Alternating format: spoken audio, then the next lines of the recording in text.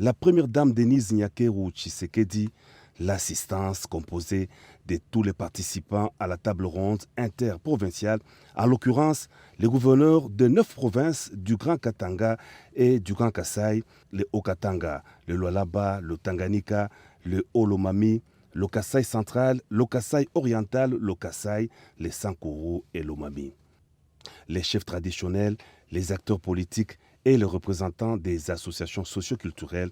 des deux espaces katangais et kasaïens. Le Premier ministre Sama Lukonde et les membres du gouvernement qui avaient assisté à l'ouverture de ces assises étaient aussi parmi l'assistance. Le président de la République a, dans son discours de clôture des travaux, stigmatisé les tensions tendant à fragiliser la cohésion nationale, d'où la tenue de cette conférence interprovinciale visant l'unité nationale et la cohabitation pacifique entre les deux communautés du Grand Kasaï et du Grand Katanga. Mon intervention ce jour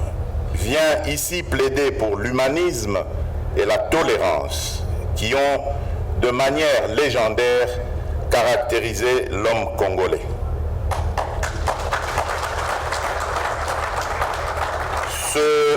Ce plaidoyer se veut en outre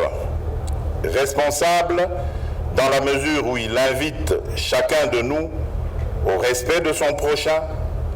des us et coutumes, mais par-dessus tout,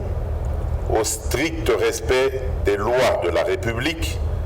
et à la non-perturbation de l'ordre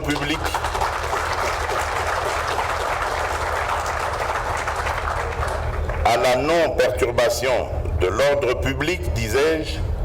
notamment en ce qui a trait à l'installation